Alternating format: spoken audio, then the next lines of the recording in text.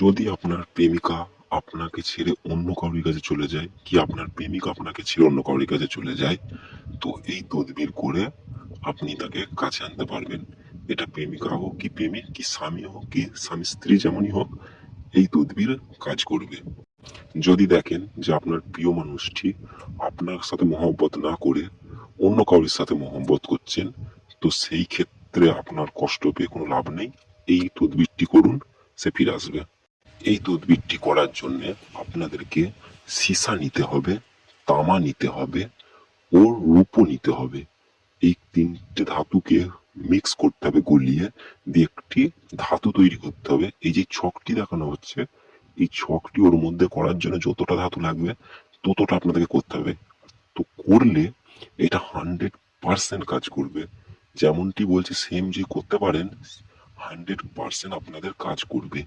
দিয়ে ধাতুটি তৈরি হয়ে গেলে এই ছকটি খুদের দ্বারাই আপনারা নির্মাণ করবেন সেম।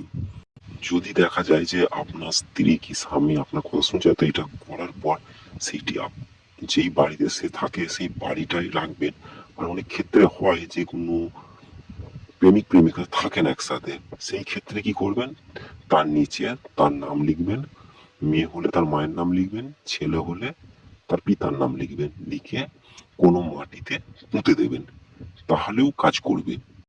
কাজ শেষ হয়ে যাওয়ার পরই আপনি দেখতে পারবেন সে আপনার প্রতি এতটাই দুর্বল হয়ে যাবে যে আপনি উঠতে বললে সে উঠবে, বসতে বললে সে বসবে। এটা খুবই পাওয়ারফুল একটা আমল, আপনারা করতে পারেন। এটা পরীক্ষিত আমল, 100% এটা কাজ করবে। যেইভাবে বলা হয়েছে এইভাবে করলে 100% এটা কাজ করবে।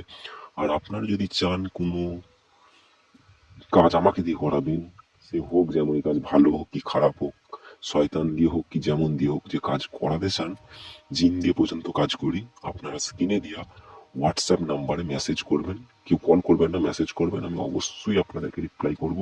আর আপনাদের সমস্যা জানবো যে আপনাদেরকে নিশ্চয়ই করে দেবো। আমার সাথে যোগাযোগ করতে পারেন।